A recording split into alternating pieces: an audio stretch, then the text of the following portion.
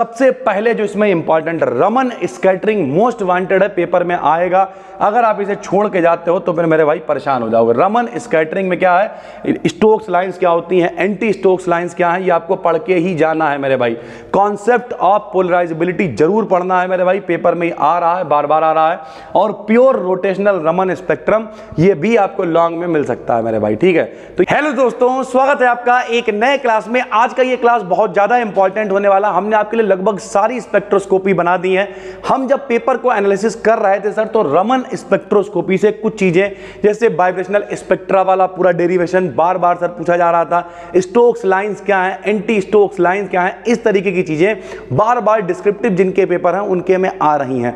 तो इस पूरी वीडियो को देखने के बाद आपको कोई दिक्कत नहीं होगी। रमन स्पेक्ट्रोस्कोपी से रिलेटेड बेहतरीन पेपर छाप के आना मेरे भाई। चलिए सर शुरू करते हैं। सबसे पहले रमन, जाहिर सी बात है सर, साइंटिस्ट थे, हम लोग का प्राउड है, भारतीय थे सर, ठीक है। तो कुल मिला के रमन उनके नाम पर सर रमन के नाम पर ये स्पेक्ट्रोस्कोपी है, इसका नाम है रमन स्पेक्ट्रोस्कोपी, ठीक है। कोई भी स्पेक्ट्रोस्कोपी हो, अगर उसका एक मोटा मोटा रीजन बताएं, मोटा मोटा अंदाजा बताएं, तो मेरे भाई किसी मॉलिक्यूल का स्ट्रक्चर कैसा है, ठीक है, उसकी प्रॉपर्टीज क्या हैं, उसके बारे में जानने के लिए हम लोग स्पेक्ट्रोस्कोपी का इस्तेमाल करते हैं।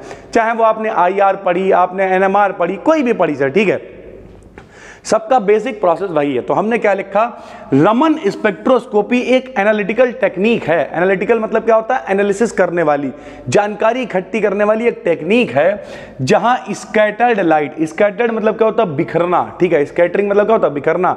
तो जहां बिखरी हुई लाइट को किसी सैंपल के वाइब्रेशनल एनर्जी मोड्स को मेजर करने के लिए यूज किया जाता है। यानी कोई मेरे पास सैंपल है, उसके कौन से एनर्जी मोड्स हैं, कौन से वाइब्रेशनल मोड्स हैं, किस तरीके का उसका स्ट्रक्चर है, किस तरीके की चीजें हैं, कोई भी सैंपल यानी नमूने को ज्ञात करने के लिए। नमूना क्या होता है मेरे भाई, कंपाउंड यार। कंपाउंड का मतलब क्या है, कोई भी कंपाउंड हो उसके बारे में पता करना, तो कंपाउंड का क्या लेके आओगे आप, नमूना यानी स्ट्रक्चर लेके आओगे सर, ठीक है। तो उसे कैलकुलेट यानी मेजर करने के लिए करा जाता है। इंडियन फिजिसिस्ट थे, जाहिर सी बात है, सर CV रमन जी ने अपने रिसर्च पार्टनर थे KS कृष्णन जी के साथ में सबसे पहले रमन स्कैटरिंग को देखा। इस वजह से इसे कहा गया रमन स्पेक्ट्रोस्कोपी। रमन स्पेक्ट्रोस्कोपी क्या करती है मेरे भाई, किसी सब्सटेंस की केमिकल और स्ट्रक्चरल इंफॉर्मेशन के साथ साथ उनका आइडेंटिफिकेशन भी करती है। देखिए बिल्कुल आसान है। हमने आपसे क्या कहा, कोई भी स्पेक्ट्रोस्कोपी हो उसका रोल क्या है। अब देखो यहां पर हमने लिखा बहुत कुछ, इतना नहीं लिखना है मेरे भाई। आपको क्या करना, हमने कई बार कहा, आप बड़े क्लास में हो, एक मोटा मोटा अंदाजा लिया करो। भैया क्या समझ में आया कि रमन स्पेक्ट्रोस्कोपी क्या करती है, बताओ। कोई भी कंपाउंड हो उसे पहचान सकती है, उसका केमिकल, उसका स्ट्रक्चरल इंफॉर्मेशन दे सकती है। सबसे पहले किसने देखा इसे, सर CV रमन ने देखा। इनके सहयोगी पार्टनर कौन थे, KS कृष्णन थे सर, ठीक है। यानी कुल मिला के एक मोटा मोटा अंदाजा दे दिया, सुन लिया, PDF को देख लिया, बस फिर हम खुद लिख लेंगे, क्या ही फर्क पड़ता है, ठीक है। तो रमन स्कैटरिंग अलग से बहुत पूछा जाता है कि रमन स्कैटरिंग क्या है, ये 3 नंबर में आ सकता है, तो अलग से भी आपको पता होना चाहिए। या फिर ये ऐसे पूछेगा, Stokes, anti Stokes, Rayleigh lines क्या है, बिल्कुल आसान भाषा में हम आपको यहाँ पे बताने वाले। देखिए रमन इफेक्ट के अकॉर्डिंग किसी लाइट का नेचर में चेंज हो जाता है। यानी रमन इफेक्ट क्या कहता है कि मेरे भाई जो प्रकाश है उसे अगर ऐसे ही आप देखोगे तो प्रकृति अलग नजर आएगी, लेकिन जब प्रकाश को गुजार दोगे किसी माध्यम से, ठोस से, द्रव से, गैस से, तो उसका जो नेचर है वो अलग नजर आएगा, नेचर चेंज हो जाएगा मेरे भाई। तो इन्होंने कहा लाइट का नेचर चेंज नजर आता है जब उसे किसी ट्रांसपेरेंट मीडियम से निकाला जाता है। यह मीडियम सॉलिड हो सकता है, लिक्विड हो सकता है, गैस हो सकता है, कुछ भी हो सकता है। सरल भाषा में रमन इफेक्ट भी अगर कोई आपसे पूछे क्या है, तो मेरे भाई नॉर्मली लाइट का नेचर अलग है, जब वो किसी ट्रांसपेरेंट मीडियम से गुजरेगा तब उसका नेचर चेंज हो जाता है। यही रमन इफेक्ट है सर, ठीक है। इसी को रमन स्कैटरिंग कह देते हैं। बिखर जाता है, अपनी जगह से हट जाता है, अर्थात जब कोई मोनोक्रोमेटिक लाइट, सर जी मोनोक्रोमेटिक लाइट क्या होती है, एक वर्णी प्रकाश जिसमें कलांतर 0 होता है उसे मोनोक्रोमेटिक लाइट कहते हैं, लिक्विड और सॉलिड से पास होता है, तब इंसिडेंटल लाइट के साथ कुछ अन्य वर्णों की लाइट भी दिखाई देने लगती है। यानी उसका नेचर चेंज हो जाता है, जैसा प्रकाश था वैसा नहीं दिखता है, उसके साथ में कुछ अलग अलग, मोनोक्रोमेटिक नहीं रह जाता, एक वर्णी के साथ साथ कुछ अलग अलग कलर भी दिखाई देने लगते हैं। इसी को हम लोग कहते हैं रमन स्कैटरिंग या फिर रमन इफेक्ट सर, ठीक है। इस इफेक्ट को क्वांटम थ्योरी के आधार पर एक्सप्लेन कर सकते हैं। क्वांटम थ्योरी सभी को पता है क्या है मेरे भाई, सरल भाषा में कहते हैं जो प्रकाश है वो छोटे छोटे पैकेटों या बंडलों की फॉर्म में चलता है, जिसे फोटोन या क्वांटा कहते हैं मेरे भाई। एक क्वांटा की एनर्जी h न्यू होती है, जिसे भी एनर्जी यानी फोटोन जिस पे पड़ता है वो बवरा जाता भैया, उसकी ऊर्जा बढ़ जाती है। ऊर्जा बढ़ेगी तो वो लोअर स्टेट से हायर स्टेट में चला जाता है। यही सारी चीजें हैं। उसके लिए यहां पर हमने एक डायग्राम बना दिया। ये क्या है? ये एनर्जी स्टेट्स हैं सर, ठीक है। 0 1 2 3 थोड़ा छोटा कर दे रहे ताकि आपको दिखाई दे। ये देखिए, ये क्या है? एनर्जी स्टेट्स हैं सर, ठीक है। ये क्या है? Virtual energy states. हम सोच रहे हैं कि जब एनर्जी मिलेगी तो लोअर से हायर में जाएंगी, सारी चीजें होंगी। वर्चुअल मतलब काल्पनिक मेरे भाई सर, ठीक है, कि जो रियल में नहीं हो रहा है। जैसे ये जो क्लासेस हैं ये कैसे हैं? वर्चुअल हैं, आप वीडियो में देख पा रहे हो सर, ठीक है। लाइव हमारे सामने नहीं बैठे हुए, अभी यहाँ पे फिजिकली बैठे हो तो वो फिजिकल है, हम लोग वीडियो में देख रहे हैं तो वो वर्चुअल। हम सोच रहे हैं कि ऐसा कुछ होगा सर, ठीक। तो जब एनर्जी लाइंस की जो फ्रीक्वेंसी है, जो आने वाला प्रकाश है सर जी, आने वाला प्रकाश कौन? अभी हमने आपको क्या बताया? फोटॉन्स पढ़ रहे हैं या कोई भी लाइट पढ़ रही है, तभी तो स्टेट चेंज होगी ना सर। तो जब बराबर होगी फ्रीक्वेंसी, यानी इसकी फ्रीक्वेंसी देखिए बराबर होगी, तब उसे कहेंगे रैले स्कैटरिंग। क्या कहेंगे?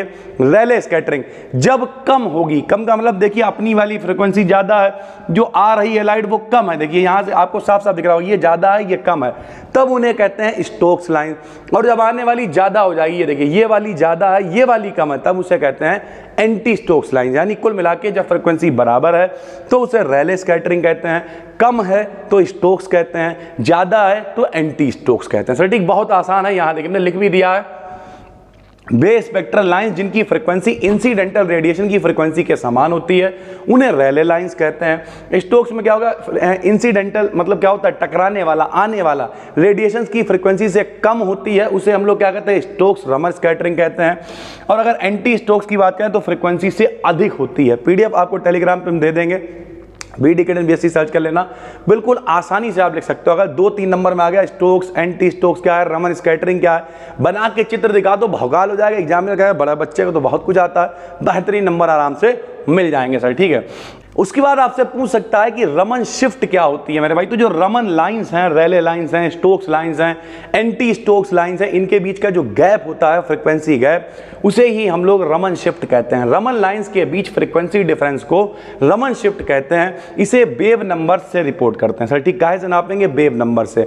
अगर आपको नहीं पता है तो वेव नंबर मतलब तरंग संख्या होती है।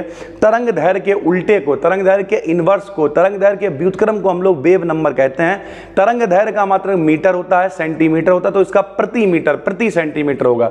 तो इसे हम लोग वेव नंबर में नापते हैं रमन शिफ्ट को, जो लेंथ यूनिट का इनवर्स तथा एनर्जी से डायरेक्टली रिलेटेड होता है, ठीक है। तो ये फार्मूला होता है डेल्टा न्यू बार बराबर 1/λ0 माइनस का 1/λ1, जहां पे डेल्टा न्यू बार क्या हो जाएगा? रमन शिफ्ट हो जाएगी। λ0 क्या हो जाएगा? एक्साइटेशन वेवलेंथ है, जो एक्साइटेड स्टेट वाली वेवलेंथ है वो है सर, ठीक है। और λ1 क्या है? रमन स्पेक्ट्रम वेवलेंथ, जो नॉर्मल है वो है सर, ठीक है। फिर एक टॉपिक आपसे पेपर में जरूर पूछा जाएगा, कॉन्सेप्ट ऑफ पोलराइजेबिलिटी क्या होता है। पोलराइजेबिलिटी का मतलब सरल भाषा में कहें ध्रुवता, यानी ध्रुवण मेरे भाई, ठीक है। और ध्रुवण क्या होगा? मान लिया कोई मॉलिक्यूल है, वो अभी ध्रुवित नहीं है, ठीक है, लेकिन हमने उसे उठा के इलेक्ट्रिक फील्ड में रख दिया।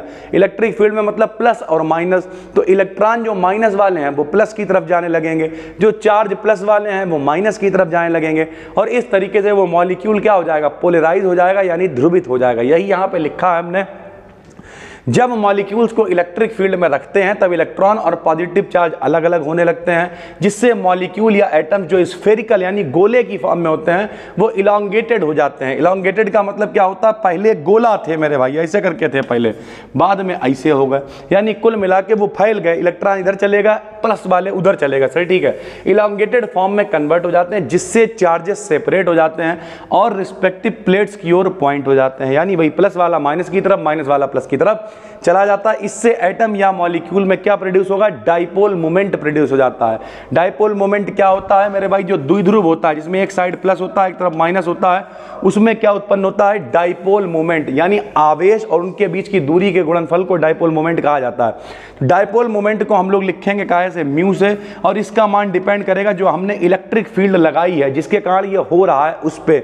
यानी सरल भाषा में कहें, अगर मेरे भाई डाइपोल मोमेंट को हम म्यू आई से लिखें, आई क्यों कह रहे हैं? क्योंकि ये इंड्यूस्ड डाइपोल मोमेंट है, अपने आप पहले से नहीं था, ये हमने इलेक्ट्रिक फील्ड लगाई तो ये इंड्यूस हुआ है, उत्पन्न हुआ है, इसलिए इसे म्यू आई से लिख दिया। और ये डायरेक्टली प्रोपोर्शनल होगा इलेक्ट्रिक फील्ड के। इलेक्ट्रिक फील्ड हटा लोगे फिर से डाइपोल मोमेंट हट जाएगा, यानी कुल मिला के ये इलेक्ट्रिक फील्ड पर डिपेंड कर रहा है।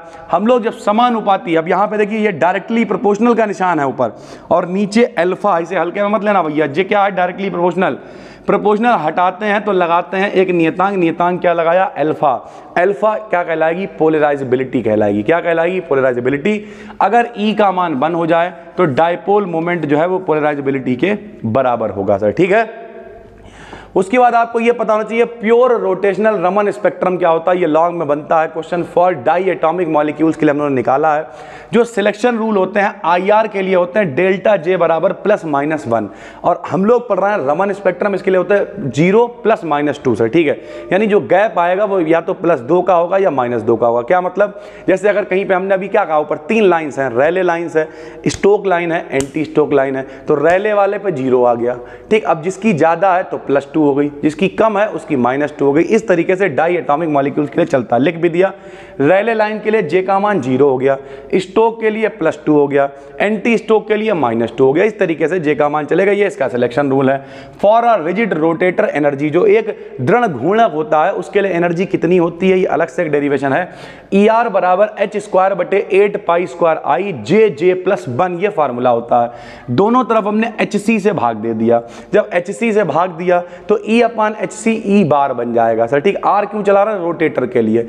E/HC को E बार बना दिया, यहां से एक H कैंसिल हो गया तो आया H/8π² ICJJ+ आ गया। ये जो फालतू चल रहा है इसे हम एक नियतांक मान लेंगे B, ठीक। B क्यों मान लिया हमने? इतना मान कहाँ ढोते घूमेंगे, इस B के टर्म में अभी दूरी निकाल देंगे बीच की, देखिएगा। तो एक नियतांक हमने इसे B मान लिया, इक्वेशन बना ली। चाहो तो ER बार लिखो, चाहो तो B बार लिखो, कोई फर्क नहीं पड़ता है। क्यों? क्योंकि E बार क्या है? सेंटीमीटर इनवर्स में वेव नंबर है। वेव नंबर को आप न्यू बार लिख लो, न्यू से भी लिख सकते हैं, न्यू बार लिखो, B बार लिखो, E बार लिखो, सब चलता है सर, ठीक। तो हमने ER को B बार से भी लिख लिया। 2 और 3 एक ही इक्वेशन है। अब हम कंडीशन लगाएंगे, डेल्टा J का मान 3 ले सकते हैं, या तो +2 ले सकते हैं, -2 ले सकते हैं, 0 ले सकते हैं। हमने डेल्टा J का मान +2 ले लिया मेरे भाई, अर्थात रमन स्पेक्ट्रम में स्टोक लाइन बनेगी। 3 लाइनें हैं, स्टोक, एंटी स्टोक, रेले। स्टोक के लिए डेल्टा J का मान कितना है? +2 है मेरे भाई। तो रमन शिफ्ट बराबर होता है high energy level frequency minus का लोअर एनर्जी लेवल फ्रीक्वेंसी। तो हमने क्या करा, फ्रीक्वेंसी चेंज करने के लिए अभी हम डेल्टा J बराबर +2 लेके चलना है कंडीशन, ठीक है। तो फ्रीक्वेंसी हमने मान ली, हाई एनर्जी में क्या फार्मूला देखो, BJ+1 है, तो हमने मान लिया BJ'+1 है, माइनस का BJ+1 है। ये हमने मान लिया हायर में इतनी होगी, लोअर में इतनी होगी। J' बराबर क्या होगा? J+2 होगा। क्यों J' बराबर J+2 क्यों होगा बताओ? क्योंकि हम लोगों ने कंडीशन क्या ली है? हम लोगों ने कंडीशन ली है डेल्टा J बराबर +2 लेना, यानी जो परिवर्तन हो रहा, मतलब पहले J है, जब हम J' में पहुंच गए तो कितना परिवर्तन हो रहा? 2 का परिवर्तन हो रहा है। डेल्टा मतलब परिवर्तन है। तो J' जो हमने मान रखा है, यानी जो हायर एनर्जी लेवल है वो यहाँ डेल्टा J का मान कितना है? +2 है, तो J' का मान कितना लेना पड़ेगा? +2 लेना पड़ेगा। तो हमने यहाँ पे मान रख दिया, सारे मान J' की जगह पे रख दिए, इसे हमने गुणा करी, काटा पीटा, तो इसका मान आ गया 2B 2J+3, बिल्कुल आराम से आ गया, कोई दिक्कत नहीं है। जहाँ J का मान 0 1 2 3 रखा जा सकता है। ये किसके लिए कंडीशन है? +2 के लिए। अगर हम लोग एंटी स्टोक्स के लिए लेंगे तो -2 रखेंगे, -2 रखेंगे तो पूरी वैल्यू सेम आएगी, बस +2 भी नहीं आएगा, बल्कि क्या आएगा? -2 भी आएगा। इक्वेशन 5 और 6 को अगर मिला के लिख दें तो 5 वाला प्लस में आया, 6 वाला माइनस में आया, तो हमने प्लस माइनस बना के लिख दिया सर, ठीक है। For Raman line wave number, जो रमन लाइन होती है, रमन लाइन का मतलब जो रैले लाइन है, सरल भाषा में कहें तो उसमें कितना जोड़ें या कितना घटाएं, तो यहां पर देखिए क्या लिखा हुआ है, ये है EX, ये EX रैले लाइन है, ठीक है। EX में हम लोग कुछ जोड़ेंगे तो वो स्टोक लाइन बन जाएगी, कुछ घटाएंगे तो एंटी स्टोक्स लाइन बन जाएगी। हमने यहाँ पे लिख भी दिया है। BS क्या है? वेव नंबर है रमन लाइन के लिए। BEX क्या है? Wave number for incident radiation, जो बाहर से टकराएगी वो। डेल्टा B बार क्या है? डिफरेंस है, और डिफरेंस ही हम लोग निकाल रहे हैं मेरे भाई। देखो कितना आसान है। एक बार हमने क्या किया? माइनस लगा के लिख दिया, एक बार क्या किया? प्लस लगा के लिख दिया। जाहिर सी बात है, एक +2 आएगा तो स्टोक लाइन होगी, -2 आएगा तो एंटी स्टोक लाइन होगी। तो हमने लिख दिया, माइनस होगा तो स्टोक लाइन्स कहलाएगी, प्लस होगा तो एंटी स्टोक्स लाइंस कहलाएगी। यहाँ पे लिख दिया BS बराबर BX मिला के लिख दिया प्लस माइनस, इसका मान हम लोग ऊपर निकाल चुके हैं। डेल्टा B का मान कितना है मेरे भाई, ये देखो 2B 2J + 1 है, मिला के हम लोग लिख चुके हैं। तो यहाँ पे डेल्टा V का हम लोगों ने मान रख दिया 2B 2J + 3, बिल्कुल आसान है। एक बार प्लस के लिए एक बार माइनस के लिए, दोनों मान हम लोगों ने रख लिया, एक स्टोक्स के लिए है एक एंटी स्टोक्स के लिए सर, ठीक है। तो यहाँ पर देखिए स्टोक्स लाइंस में क्या होगा +2, तो हमेशा देखिए 0 से जाएंगे 2 में +2, 1 से 3 में +2, ठीक है, 2 से 4 में +2, यानी इधर की तरफ हम लोग 2 प्लस में चलना है सर, ठीक है। और इधर की तरफ 2 माइनस में, एंटी स्टोक्स में -2, 6 से 4, 5 से 3, 4 से 2, 3 से 1, इस तरीके से, यानी इधर पे -2 में चल रहे हैं हम लोग, ठीक है। तो इसे कहते हैं rotational energy level for diatomic molecule. इसी तरीके से इसे भी हम लोग बना सकते हैं। देखिए ये गैप आएगा, ये मेन रैले लाइन है, +2 चलोगे तो इधर आ जाओगे, -2 आओगे तो इधर आ जाओगे, ठीक। +2 की तरफ एंटी स्टोक्स लाइन है, -2 की जगह तरफ स्टोक्स लाइन है सर, ठीक है। ये सर जी 6B 4B क्या है, ये मान है। ऊपर जो समीकरण है अगर उसमें मान रखते हैं, एक बार हम लोग J का मान 0 रख दे रहे हैं, J का मान 0 रखोगे तो 3 दूनी 6 यानी 6B आ जाएगा। उसके बाद J का मान 1 रखोगे तो कितना है, यहाँ 1 रखोगे 2 1 कम 2, 3 2 5 दूनी 10B आ जाएगा। इस तरीके से जो पहला गैप होगा वो 6B आ गया, दूसरी लाइन तक की दूरी 10B आई, 6 निकल चुकी है तो अगली 4B होगी। इस तरीके से हम लोग इस डिस्टेंस को भी निकाल सकते हैं। इस प्रकार रमन स्पेक्ट्रम से किसी मॉलिक्यूल के लिए B की वैल्यू कैलकुलेट करके मॉलिक्यूल के बॉन्ड लेंथ एवं मोमेंट डेंसिटी को कैलकुलेट करा जा सकता है सर, ठीक है। उसके अलावा रमन स्पेक्ट्रम और IR स्पेक्ट्रम में आपको अंतर भी पता होना चाहिए, जो काफी इंपॉर्टेंट है। यह रेडिएशन की स्कैटरिंग के कारण होता है, वो IR रेडिएशन को एब्जॉर्ब करने के कारण होता है। यह मॉलिक्यूल्स की पोलराइजेबिलिटी के कारण होता है, वो स्टेबल डायपोल मोमेंट पर चार्ज पर डिपेंड करता है, चेंज पर डिपेंड करता है। रमन लाइंस की इंटेंसिटी कम होती है इसलिए इनमें कंसंट्रेटेड यानी गाढ़े विलयन का इस्तेमाल करते हैं, इसमें डाइल्यूट यानी पतले विलयन का इस्तेमाल करते हैं। इन लाइंस की फ्रीक्वेंसी IR रीजन में होती है, उनकी भी IR रीजन में होती है। अगर इस वीडियो में हम इंपॉर्टेंट की बात करें मेरे भाई, सबसे पहले मेरी बातें समझ लो, बहुत फायदे में रहोगे। सबसे पहले जो इसमें important, Raman scattering most wanted है, पेपर में आएगा। अगर आप इसे छोड़ के जाते हो तो फिर मेरे भाई परेशान हो जाओगे। रमन स्कैटरिंग में क्या है, स्टोक्स लाइंस क्या होती हैं, एंटी स्टोक्स लाइंस क्या है, ये आपको पढ़ के ही जाना है मेरे भाई। कॉन्सेप्ट ऑफ पोलराइजेबिलिटी जरूर पढ़ना है मेरे भाई, पेपर में आ रहा है, बार बार आ रहा है। और प्योर रोटेशनल रमन स्पेक्ट्रम, ये भी आपको लॉन्ग में मिल सकता है मेरे भाई, ठीक है। तो ये बहुत इंपॉर्टेंट है, सारी चीजें इनके ग्राफ वगैरह के साथ में इन सबको पढ़ लीजिए। हम मिलते हैं आपसे एक और वीडियो में, पहली बार देख रहा हो डिस्क्रिप्शन में प्लेलिस्ट है, सारी चीजें डिटेल में। ये तो छोटा सा टॉपिक था, इसके अलावा हमने NMR IR, ठीक है, मास स्पेक्ट्रोस्कोपी, सब कुछ डिटेल में पढ़ाया हुआ है, जो पेपर में आता रहता है। अभी भी कोई दिक्कत है जिन लोगों के पेपर हैं, कमेंट करके बताओ, हम कोशिश करेंगे और सारा कंटेंट आपको देने की। फिलहाल आपको थोड़ी देर बाद मिलेगी एक वीडियो जो होगी फिजिक्स की इंपॉर्टेंट क्वेश्चंस की वीडियो, क्योंकि बहुत सारे बच्चे कह रहे हैं सर फिजिक्स के इंपॉर्टेंट भी बनाइए, तो अब उसकी बारी है। लेकिन फिलहाल हमने लगभग कंटेंट आपको करा दिया है, जितना भी इंपॉर्टेंट हो सकता था, ज़्यादा से ज़्यादा। अभी भी कोई दिक्कत है कमेंट करिए, एक आध टॉपिक रह गया है उसे भी करा देंगे, कोई दिक्कत नहीं है। फिर मिलते हैं, तब तक के लिए धन्यवाद।